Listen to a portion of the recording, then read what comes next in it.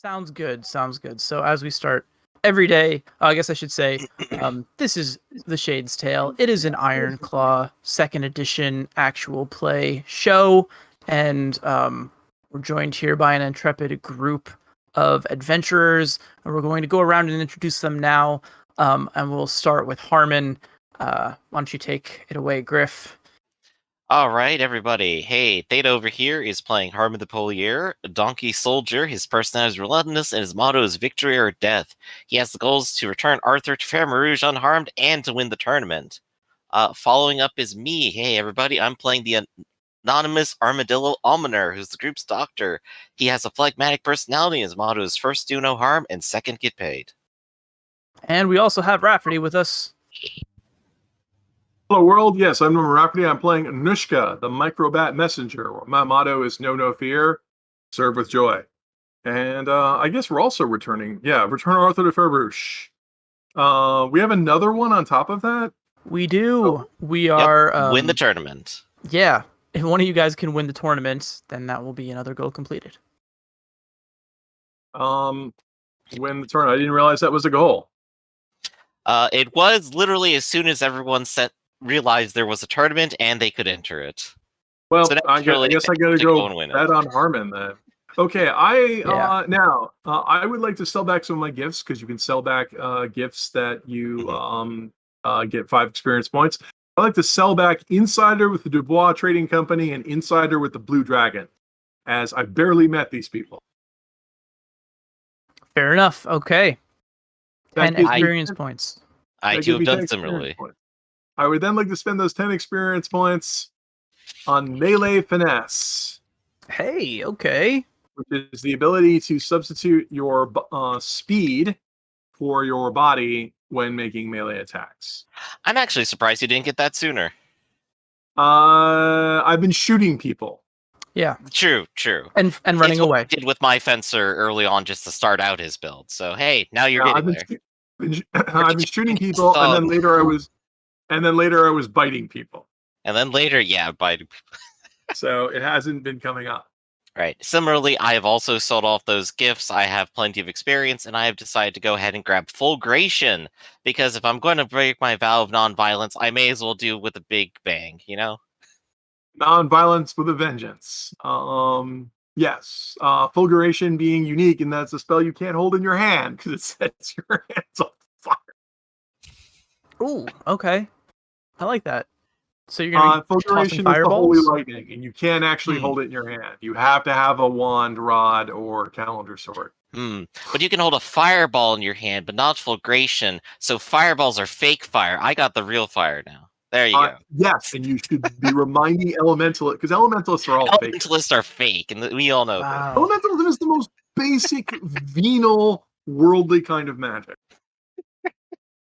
And they should come to me and learn some real magic, yeah.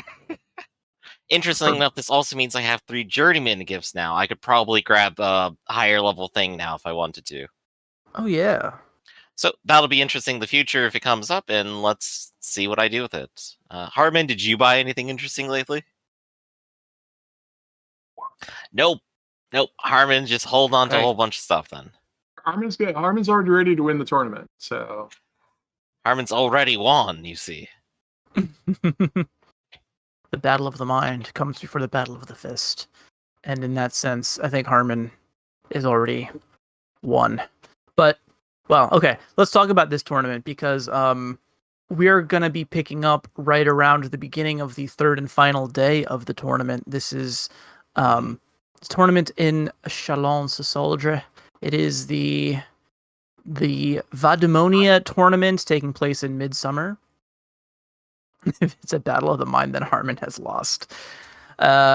So where we left off last, I believe, and correct me if I'm wrong, I was doing my recap notes a little bit late this week, but I think we left off with Connor finally breaking through to his younger brother Arthur, who is determined to carry on with the tournament, even though he already broke his promise to the doctor to bail if he was in a position that was dangerous, namely if he had already taken the hurt status in one of his duels, he was supposed to bow out and fight. And in his last duel, he refused to do so. He fought on, and it was only because the soldier that he was fighting, the knight that he was fighting, thought it was dishonorable. He yielded because he didn't want this young lad to get hurt.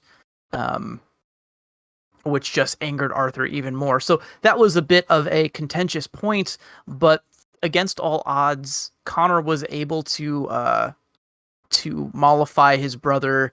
They made sort of amends with one another and spent the rest of the evening trying to strategize, trying to improve Arthur's chances of surviving against the Black Knight, who, it was revealed, is our friend Santiago de la Vega, the captain of the King's Royal Guard, who has wanted to get back revenge at Connor since he first meddled with the burning of Mage Cross all those months ago.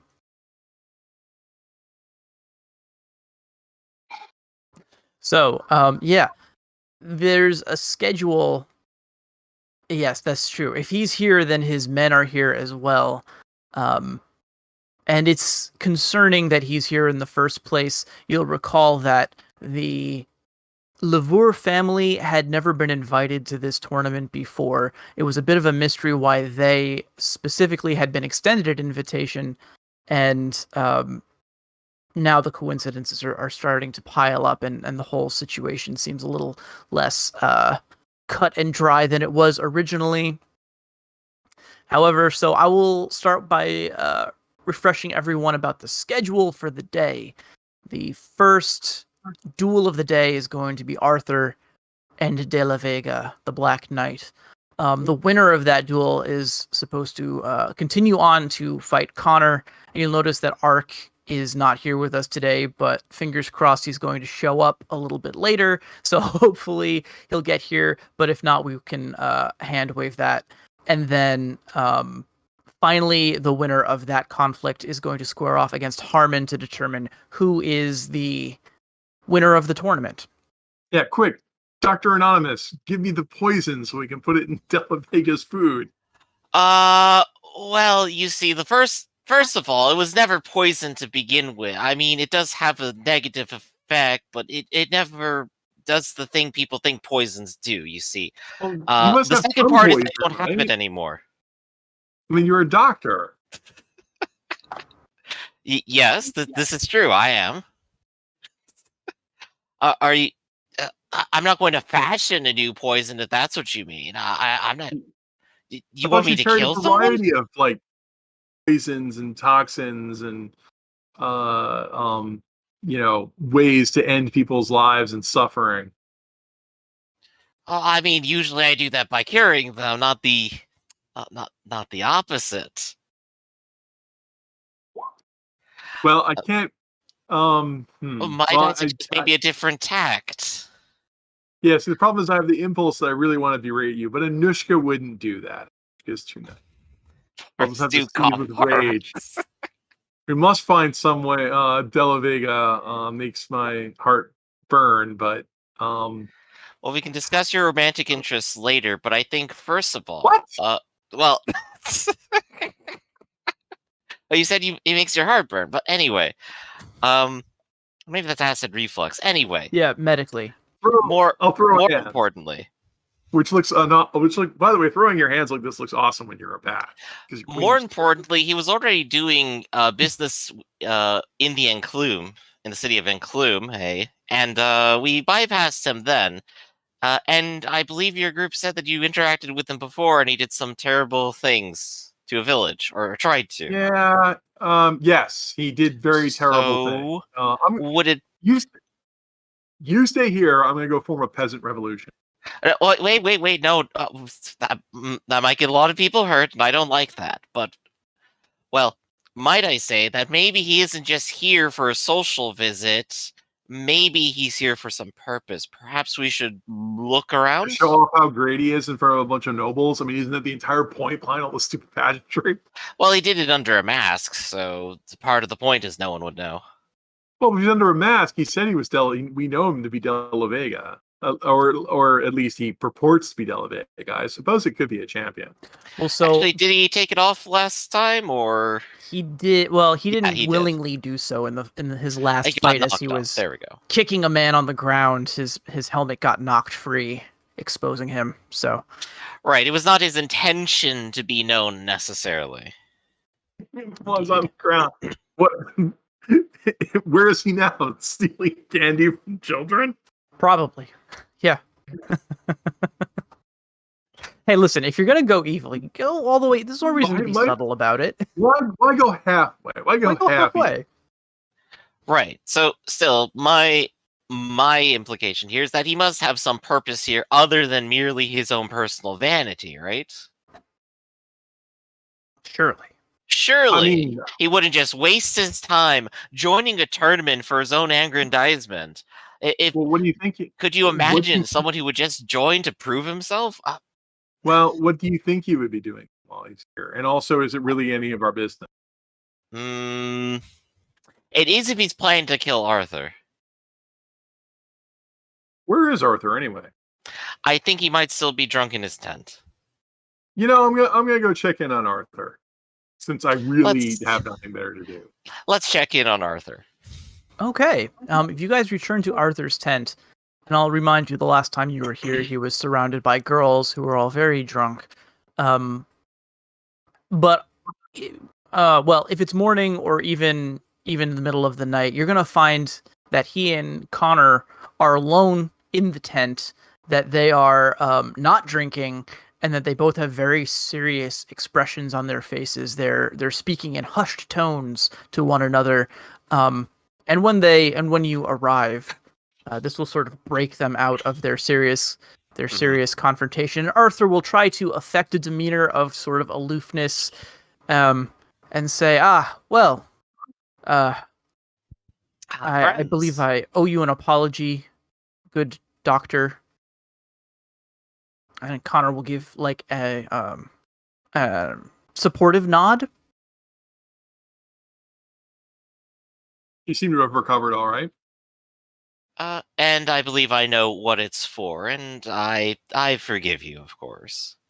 I do hope perhaps you've learned from yesterday's events.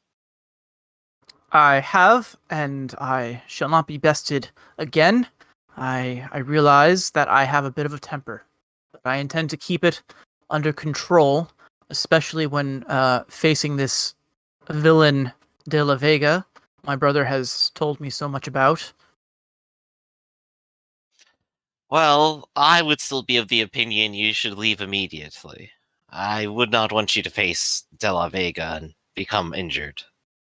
I mean, to be honest, while De La Vega is embroiled in the tournament, this would be the best time to leave because, he's busy. But if I remember correctly, Arthur's actually on the card. Well, good luck with that. And he's expected to win and then fight Connor. Look at this. It's true, and he was going to straighten himself up and puff his chest out a little bit more. And he says, I'm shocked that serving so long with my dear brother, you have not learned this about the Levure clan, but we do not back down from a fight, and I would not dishonor my family such. Yes, I've noticed Connor seems to have attracted a lot of people of this sort. It's very interesting. He says as politely as possible. It is the honor of our family. It has inspired all of his followers. I assume, his irregulars probably aren't there. I feel like this is a brotherly meeting, so maybe they're out. Maybe they're posted guard or something. Mm-hmm. Well, I suppose I can fault you as much as I want for your decisions, but it is still one that you're going to make, isn't it? While I am still a little bit sore about yesterday, I will still aid you, more or less in the interest of not having De La Vega sliced off your head by pure incidents. Yes, from what my brother has told me, he is scrupulous, unscrupulous, scrupulous. Okay, sorry. He's a very bad man. Scruples, I suppose. Yeah. Indeed. I got a box of those. In the junk drawer. That's where I keep my extra scruples. Yeah, somewhere in the battle wagon. There you go. Yep. Anyway, he says that despite the hair-raising tales that Connor has told me, I can't imagine anyone of nobility disgracing themselves such as this man, as you claim that he would. This is a holy tournament, after all, and no one would publicly disgrace themselves by, cheating or putting me in undue harm's way. So I fear not for that. I think your concerns, they are appreciated but baseless.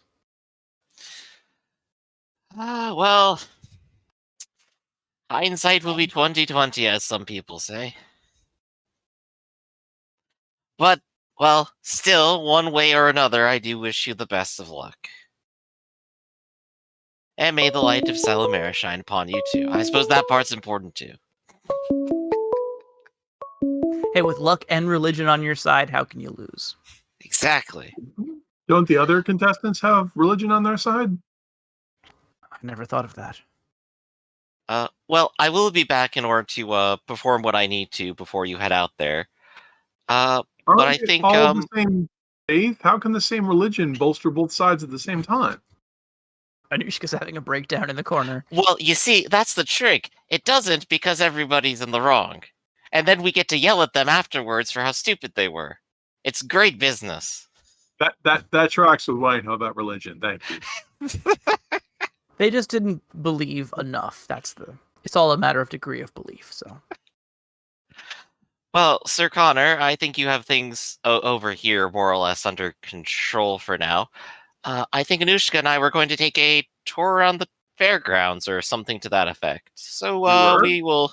Well, I think we were planning something. Something like that. Yeah. Something like that. And like I said, I'll be back before your round begins.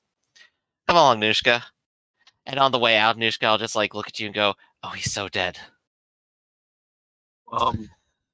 Well, the tournament's not a fight to the death. It's just a fight to the first coup. But look at that man. What he did last time. He would certainly strike a killing blow if he wanted. If he has the opportunity. I'm in bad form. And anyway, I mean, Arthur didn't have to be on the card. This is true, but why is everyone so stubborn? Because nobles strive to prove that they have some sort of purpose, even though that really what they just do are parasites upon the working class. You know, it's times like those that I almost wonder if they are, in fact, blessed by Salamera to lead us all. Well, maybe I'll get back and I'll read a book about it. We are an abattoir domain where they do subscribe to the divine right theory. Exactly. Always been just across the pond. You know, maybe if they had a good tree backing them up, I would believe it more. Yes, it's supposed to be a tree-based government. Well, it works in Bruges. Right, there you go. Okay. It's you're talking about the Druids? But, oh yes, that's right. You're a native of the Doloro lands. Makes sense. So, Anushka, what are you going to get up to? Oh, I normally deliver messages, so I suppose I could make some money by delivering as such. But now I'm just wondering if perhaps, just this sort of penny-ante lifestyle is beyond me now that I'm wearing more wealth than most people see in an entire decade. I suppose now would be a good time to retire. Have you considered monastery life? Yes. We'll call that the fallback. I don't have enough money to retire on, despite the fact that these things that I carry, these material possessions are quite valuable. They're not enough to retire on. I mean, you have to sell them.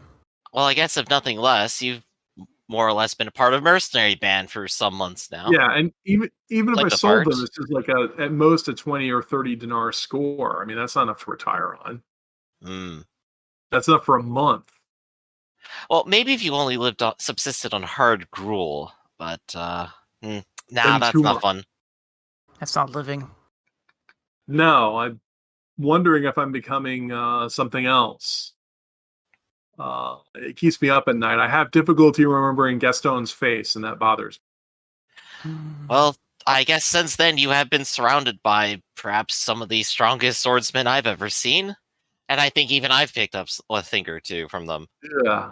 You didn't see me contend with Arthur. I held up my stake and I stood my ground. It was exhilarating. You did trip up Arthur. Yeah. No, I don't. It's strange. I never thought of myself as someone who, was quick to cut and had a taste for blood. But in these past few months, I have done enough violence for a lifetime. It's something to think about. It goes against my effervescent nature. Well, you still need not be either of those things, but I suppose if violence is the rule of the land, then at some point you may partake in it for money. Yeah, I need to think about that. Just look how much money Harmon brings in. Usually working keeps my mind, but there's no work today. What are you going to do? Well, I was going to fret and panic and perhaps pray for everyone's souls and then panic some more, but I heard you were thinking about poisoning all the competition. No, just De La Vega. Well, I think that's all the competition that you could possibly poison. I don't think anything works on Harmon anymore. Now that I think about it, that would be unnecessarily cruel. Aren't you a concierge doctor? Can't you just go give people first aid and stuff? There's probably lots of people here who are sick. Oh, well, yes, of course. I mean, that's what I've been doing after I've been talking with people. I mean, I have to do something in my free time while everyone's having fun beating each other in the tournament. Well, I guess more's the case. Let's spy on De La Vega. Okay. Sure, why not? I have all the necessary skills to spy on De La Vega. I should do such a thing. And I have almost none of them. That's true. Do you still have the low profile? I believe I do, actually. Knack, negotiation, healing. Yeah, I still have low profile. We both have low profile. We can pretend like we're just working. Yep. So I think that would be a good idea for getting us close, and once we're close enough, I believe that you can take over from there. Okay. I do have all the necessary skills to eavesdrop on people. So, I suppose you will lead the first roll here for us to pretend as if we are keeping a low profile, belong wherever we do, and are too low to be noticed. I'll give you the assistance on that, and then when it comes to the spying part, eavesdropping on people Yeah. is mind, will, and stealth. Oh, sorry, mind, observation, and stealth. Right. So is that good, Mr. Game Host? Yeah, sorry, I wasn't listening. Okay. You guys are observation stealth. You guys are pretty strong. Right, and I have low profile, which is the ability to hang around and not look conspicuous. Cool. Okay. You guys are currently pretty sure that the place to find him would be in his tent. As I mentioned before, surrounding the tournament grounds, there's basically this giant fair tent community now where a lot of the contestants have their own elaborate encampments set up, and they're flying either the colors of their house or for the mystery nights. All the mystery nights generally have more modest tents, and they are flying sort of the made up colors that they're carrying into the fight, or the colors of the noble house that's sponsoring them. Probably a little bit of both. I imagine if they I imagine you'd be assigned colors if you didn't bring your own. Right. Anushka, go ahead and roll one more d8. Oh. I have assisted you. Excellent. Let's see if you can get you didn't get 5 successes, which would have been fantastic, but you still have 4. No. I think together we definitely look like a couple of commoners who just belong wherever we're sitting because we're too below notice. Okay, so Harmon, that's right. Harmon, you hired those bards, so you don't have people helping you put on or take off your armor or anything like that. Okay, but yeah, no, I mean we're just looking for clues. I mean, because also De La Vega would not is also rich and probably wouldn't have come alone. So you have to have people oiling your swords and that sort of thing.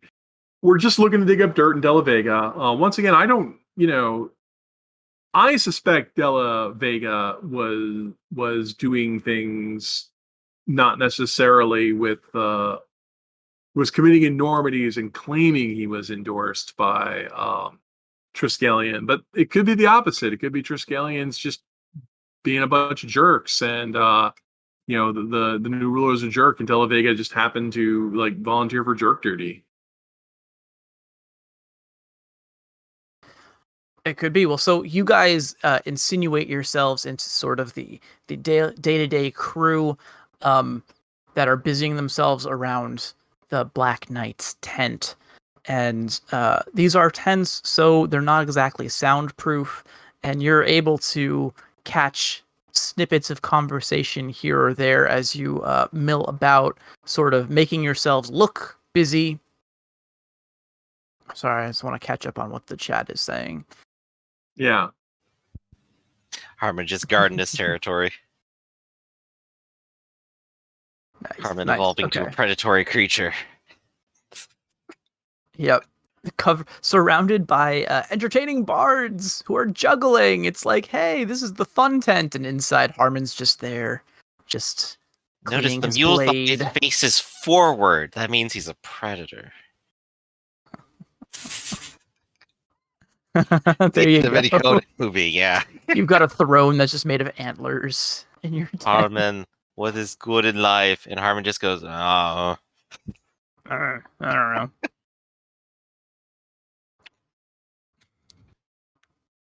All right, so we've insinuated yourself around. We're dropping some eaves, and let's see what's happening. Yeah, all right. And let's see. I actually have to check how many successes you got. We got to scroll up the chat. 4. Looks like 4 successes. That's not bad at all. Okay, so it takes a little time, but you eventually catch the unmistakably steely voice of your friend De La Vega. I guess, Connor, this is the first time. Doctor, this is the first time that you're actually like speaking or hearing this guy talk. But Anushka, for you, it's unmistakable. You've heard him speak before. Okay. He seems like he's sort of barking orders mostly to his men. The guards that are around the gate are all canine. They remind you of in stature and in disposition. They remind you of the guards of the Royal Guard that you met back in Magecross there, Anushka. Although they're not carrying any official Triskellion colors, I guess, and they're not as heavily armored as they were before. Once inside... I mean, that makes sort of sense, yeah. They're not here for war, they're here for tournament. Exactly. And they don't want to give up they don't want to... Yeah. He is also here on a bit of a stealthy mission, I guess. He hasn't revealed himself yet. Although I imagine there are moments where masked knights unmask for drama. You get the impression that's kind of what Arthur was planning to do, but but some people are just, they fight. Usually they'll probably only unmask if they win the tournament or accomplish some great feat or some particularly amazing fight and want to claim the credit. To avoid all the shame when they lose. But once again, nobles are just a big drain us. Totally. All right. So you managed to get close enough to the tent. You're straining to hear what's going on inside, and you catch this bit of conversation. De La Vega says, "What? We'll tell him that it'll be fine. I've left it in capable hands, and as soon as the tournament concludes, I will return to Triskellion. That should satisfy him for the moment. I am owed this. Well, I'm sure he will not see it that way, but it's fine. It's fine. Bring me that. Yes. Ah, good. That is, and you're sure that the edge will not be visible to the examiners? Quite all right then. Yes. That little spit has another thing coming to him. And perhaps his brother too, if he is truly truly brave enough to face me after I dispose of his cocksure sibling. At that point, some other people enter the tent, and the conversation kind of gets drowned out. It becomes more mundane. Yeah. Gasp. De La Vega, do you want a banana or an apple for breakfast? Exactly. Sees how terrible he is. He hasn't chosen an egg on toast. He says, I do my killing before breakfast. Even breakfast is evil for him. All day. Wow. That's dire news indeed. Oh crap! And Arthur's supposed to go up against De La Vega on the card, isn't he? That's right. They're gonna freaking kill Arthur. Well, we did hear something important. Perhaps if we go to the examiners and tell them ahead of time to look for something on the edge of the blade that he'll be using. How would we tell? How would we make? The only way we would know this information is if we eavesdropped on it. You're right. I don't care about this crime thing. Yeah. Not my life at all. What would make more sense would be to sabotage the sabotage. Well, I assume that would mean actually gaining access to a sword or swapping it out for another one that would be indistinguishable from his, but well, I like the swapping plan. Do we know what his sword looks like? He did fight with you yesterday. That's true. Oh, did we see it yesterday? Was it do we know what it is? Yeah, it seems like a typical longsword. I mean, it's probably so the weapons are blunted, right? Mm-hmm. So this is maybe not his like super fancy longsword. It's probably kind of standard issue looking. But he's planning on bringing one that actually has an edge in disguise. Well, we can substitute. All we have to do is get a longsword and substitute for his. If he complains, this is not my longsword, he can't very well go to tournament officials and complain, hey, this isn't my longsword. My real longsword is one I was going to use to cheat. So he can't, even if he discovers that we've swapped out the swords, can't very well, get a new one that's a cheating one. So we just need one that looks close enough. Right. Which means we have to acquire a longsword. Yes, and I have to say, I'm a little bit short on funds, so let's say we go use Connor's name around town and tell them that he's good for it. Or we could just go buy a longsword. I've got money. I guess, if you're going to be like that. Okay. Yeah, so we'll go out and we'll do a purchase. That is pretty straightforward. We're going to go out and try to find, but the trick here is to find a longsword that looks like a tournament fighting longsword. And then because we're at a tournament, try to get one that isn't horribly marked up. That's true. Yeah, time is a factor here, to be sure. Yep. The question, I guess, is...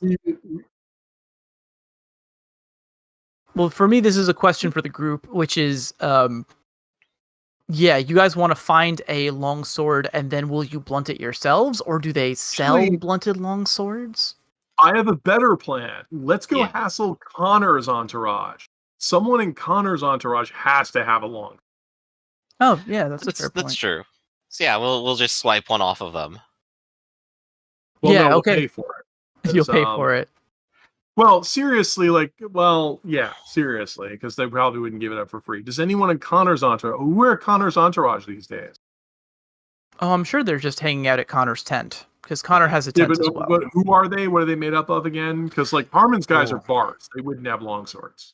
Well, I know that they had he has one coachman, like one driver, basically. I think he still has Louis and Raphael, who were both. I think one of them was a scout, and one of them was. He had a bunch of soldiers, regardless. I think soldiers. Yeah, the soldiers would have long swords. Yeah, scouts and coachmen would probably have short swords, so they have something they can draw quickly and carry lightly. Cool. Okay, so let's say, I mean, I wish I wish Ark was here, but let's say, you go up to one of them, maybe right, and we'll Raphael. say, hey, I need a long sword here, student R. And he gives you a look like, this is my favorite longsword, but fine. If this is for Connor's benefit, then surely here you go, and he'll hand it over. Yes, Connor's benefit. All right. Well, wander off with this. Wait a minute, he's a typical sort of favorite use bonuses. Whatever. He can still be sentimental. So now we have to watch De La Vega before the tournament and find an opportunity to make the switch. Right, and infiltrating him before wasn't too difficult, but actually doing the act will be the difficult part. Do you actually have stealth as an armadillo? No, I have digging. We can't very well have you dig underneath the tent and come back up inside. I mean, that's a remote possibility. I could also jump. I think it would be. Are you professionally obnoxious? Do you have presence or deceit? Not at all. Wow, I'm more inspiring than anything. We're so bad at this because I would suggest you could make a scene while I try to sneak inside because I'm also not stealthy. Well, nothing says I could make a scene anyway, but Well, your will is pretty good. Right. So making I can be loud. Yeah, making a scene would be will and presence. You don't actually have oratory, do you? No. I don't really do the sermon thing. I more deal with captive audiences, you see. So we have to wait shortly before De La Vega is going to go on the card and make the swap. Like before his event. Right. Yeah. So we have to be speedy about it because there's a limited time window. You don't want to be seen, so you're using stealth. I can be quick. Mm-hmm. And in terms of how I can assist you, I am very limited, unfortunately. Well, has he taken the field yet? I mean, we're going to go look for him. Yeah, so he's trying to ruin our plan. I know Harmon is being very negative, but yes, he does have a good point. At the time that you guys started, there's like 2 hours before the event begins. There's a chance that he might leave his tent before then, but short of that, even if he did, he probably wouldn't have his swords on him. So that would be a case of sneaking into the tent. He would go to a waiting area where they present him with the weapons. They wouldn't let you just walk in out from the tournament with any weapon you wanted. Yeah. Right, so we're more fooling the local staff than like his entourage. Well, here's the question. I would assume, because we've already seen a couple of the tournaments going on, do they inspect the weapons beforehand, or do they just trust everybody on the honor system? It seems like they do inspect the weapons beforehand. Those that bring their own weapons, basically they will provide swords to anyone who needs them, but if you're bringing your own weapon, then they do a cursory inspection. Blunted weapons have a tendency to shatter too, so because they're not made to be weapons grade. Because we're just going to look for an opportunity to make the swap and then try to make the swap. I was thinking of ways that because we only have one sword, so I was thinking of ways we could work together, and that's why I was suggesting that Doctor could be a distraction.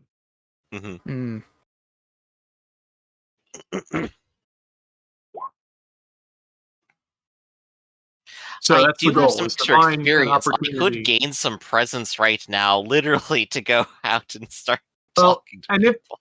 If they're inspecting the weapons before the event, that means that De La Vega has to swap in his deadly blade after the inspection. Well, based on what he said, you think that somehow The He blade tricks is them. It's like a trick blade. yeah, is like a trick. Like he mentioned that it will pass inspection, and the person who was presenting it to him was like, that. "Oh well." All right, well then we have to watch De La Vega to see when he has his blade on him and make the swap. Okay. So that's what we have to do. All right.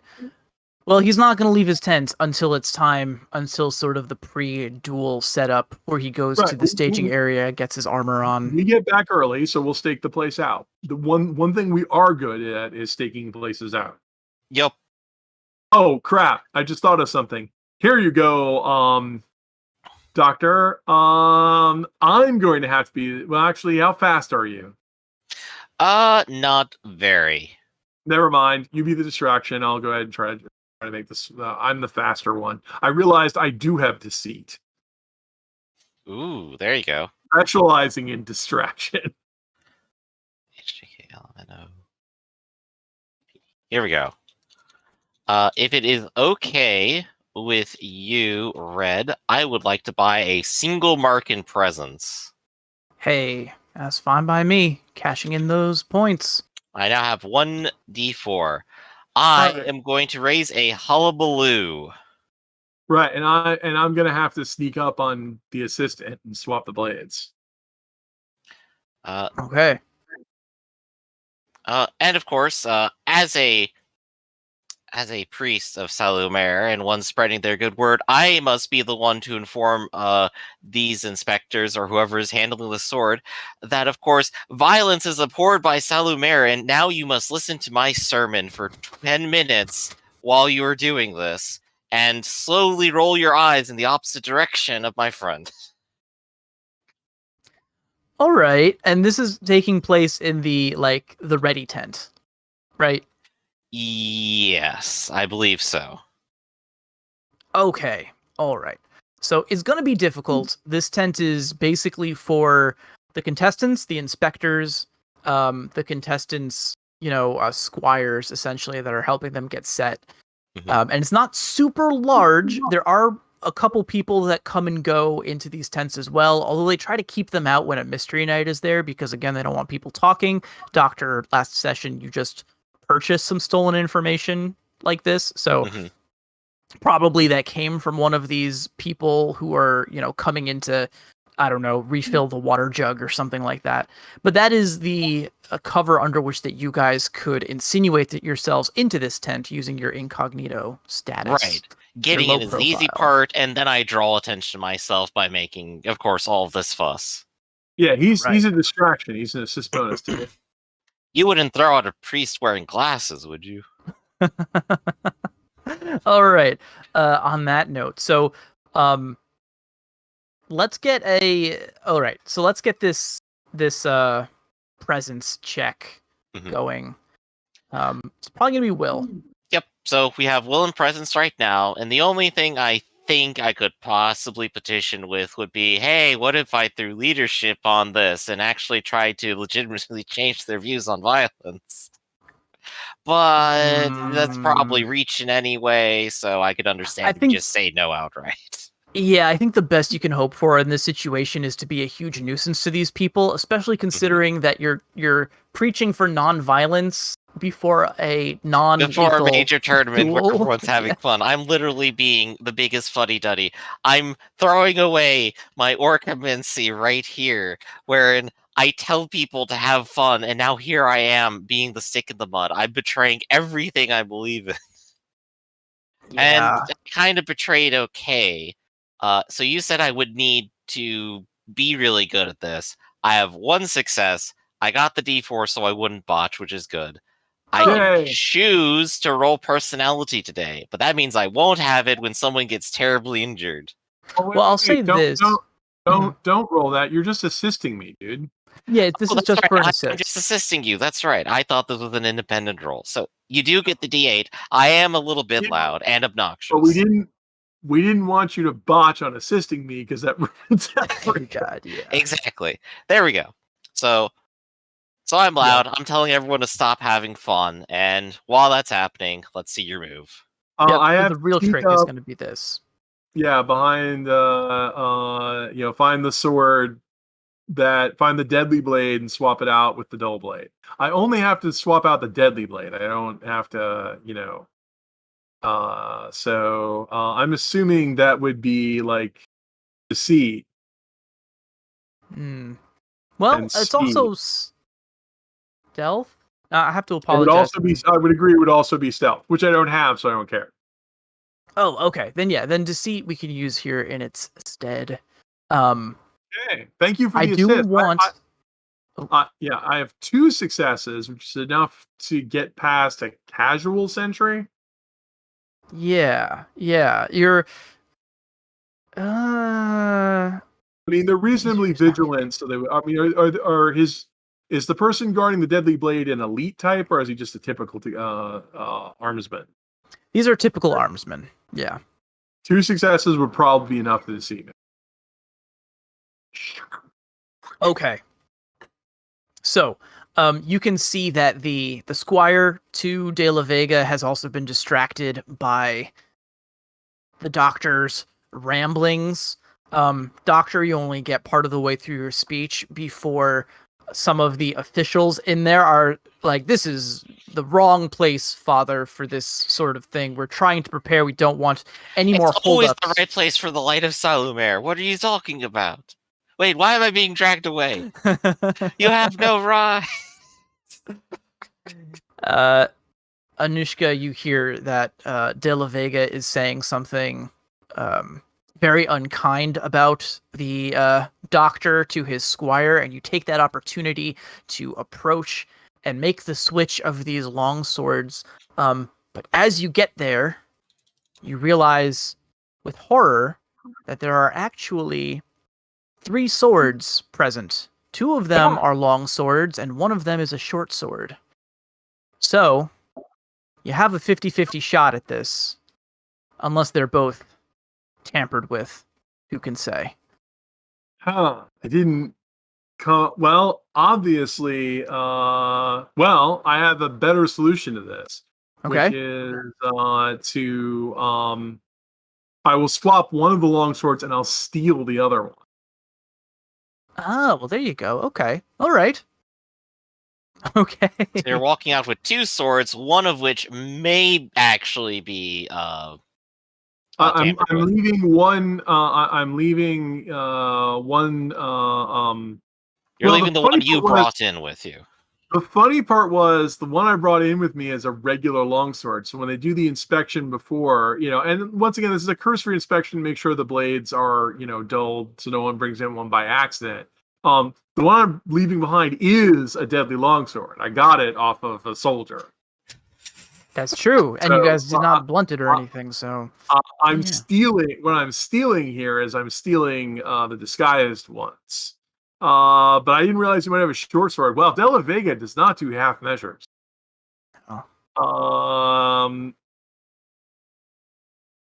But yeah, no, I guess I'm going to leave the short sword behind and basically steal the 2 long swords.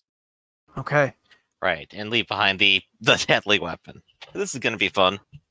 All right, yeah, I'm picturing as they're dragging the doctor out that you can see De La Vega and his squire exchanging like judgmental comments, and just over their shoulder you see this microbat just like laden down with 2 long swords sort of tiptoeing out the back of the tent. But that's pretty great. Tarot sword. I'm the 8 of swords. I'm so sick with swords today. You're just all later over it, it's like, oh. Hey, we got a Connor. This is gonna be all good. right. All right. Okay, so yes, the squire turns back and he looks at the sword, and it's obviously not one of the ones that he brought, and it's also they're missing one. So he begins to look around and berate the nearby commoners who are again refilling the water jug. They're like, "What happened? Hey, there was my master's swords have been. This is terrible. What have you done? What are you doing with here?" And this poor porcupine lad is shrugging. Yeah, as soon as I made the swap, I'm out of here. Yeah, you're gone. You made it. Made the swap. You're out of there. And De La Vega, he cocks an eyebrow and he just looks over to his squire, who looks frightened for his life as he meets his knight's gaze. But yes, so as the inspector says, time to don your armor and let us do the final checks, he draws this blade that you purchased from Connor's man and says, this surely you know that this is not tournament legal. And De La Vega just gives him sort of like a shrug.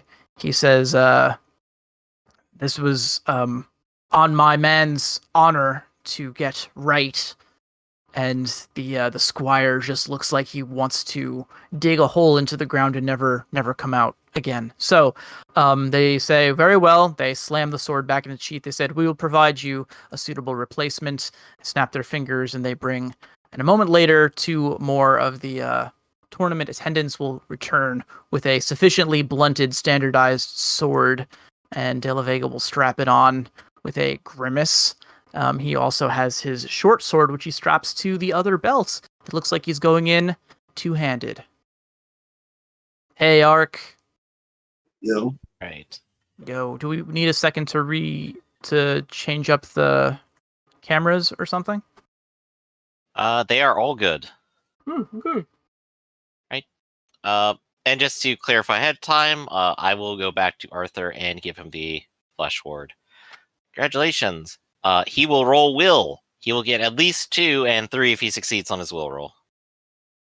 All right. I believe it's just going to be a d6 for him. Yep. 2. Wow. Well, he gets 2. It's got those pre-tournament jitters, I guess. But okay.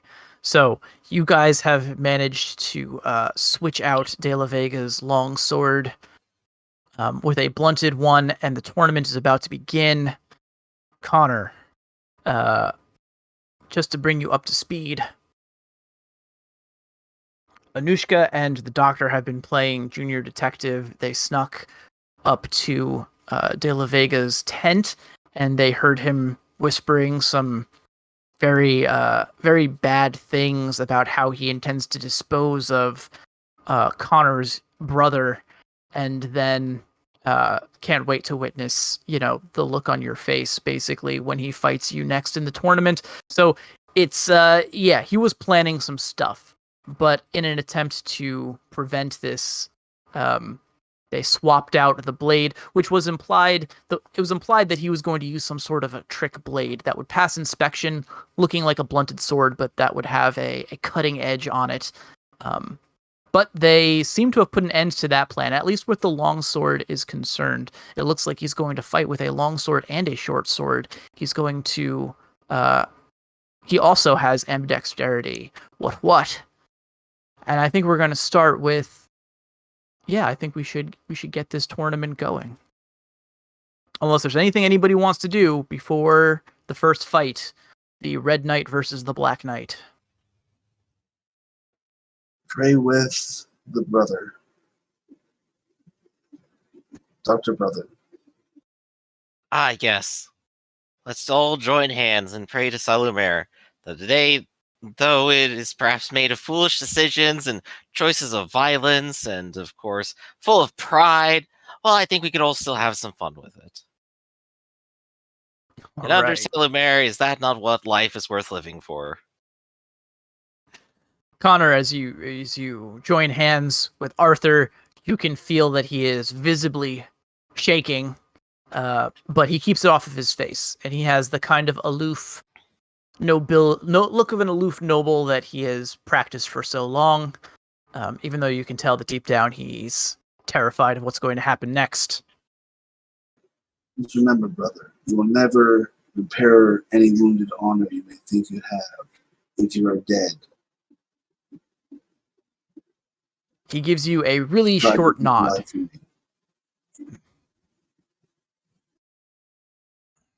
I think your concerns are baseless, brother. I shall dispose of this villain, and then I shall face you in the tournament next. So really, that's what you should be concerning yourself with. I will say, though, however, if you do end up facing against your brother, against all odds, It will be a fair fight, just so you know. That you take on your own honor. Oh. No, I no think plush you would words for nothing that? less. Yeah. Okay.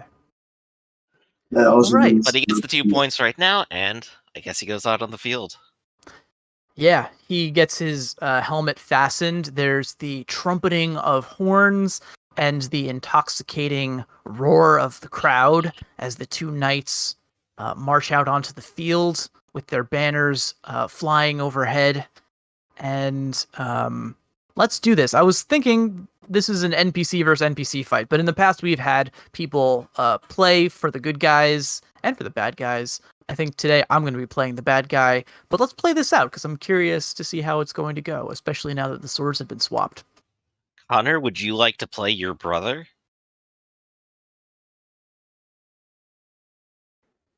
Well, with that, I already do have an advantage in a fight against him if he survives this. So, no, I might as well. Okay. If you'd like to, I've posted the stat block in the chat. You might have to scroll up a little bit to find it. But you'll notice he is armed with a buckler and he has alumen armor as well. I think. Wait, that's not right. What do you get for alumen armor? D8.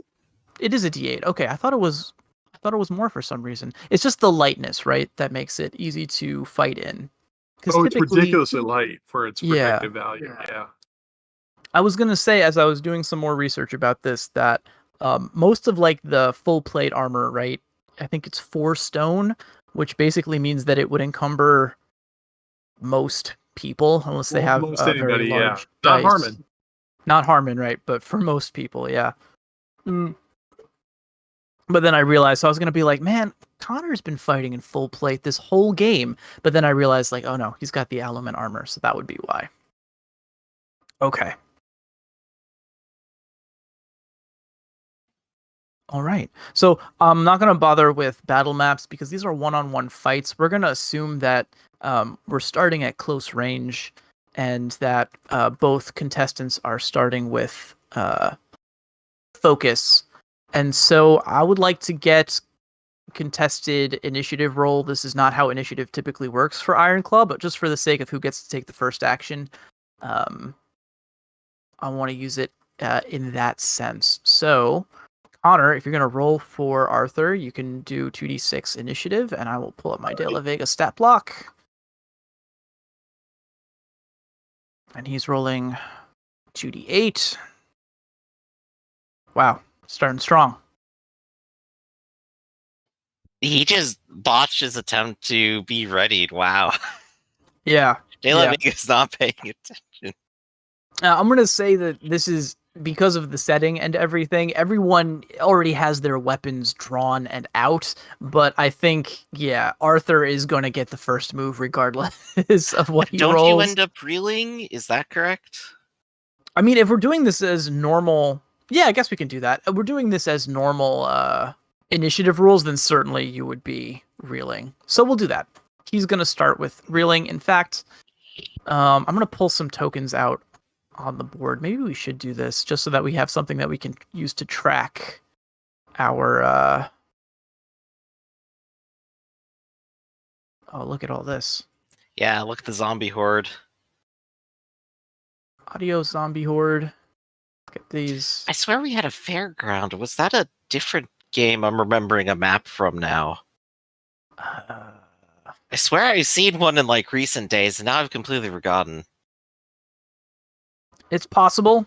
I don't think I have one. I'm trying to check if there's something.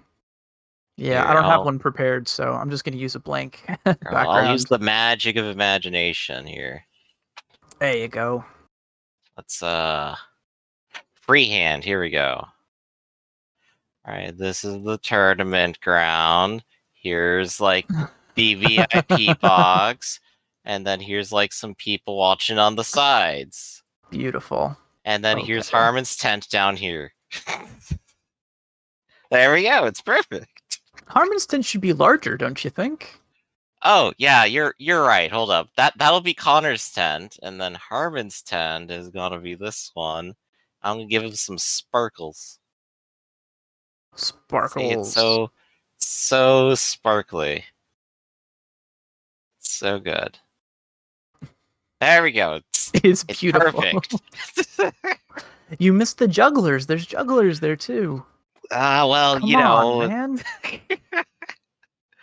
Harmon can draw on the jugglers. He's paying for them. Oh, I'm looking at the counter you put in. I'm going to assume that damage plus 2 should be damage plus 1 repel. Or damage plus 1 with the And you're buckler. basically get this fight started. Oh, is it? I'm sorry, I have to check. The short sword's only damage plus 1 repel.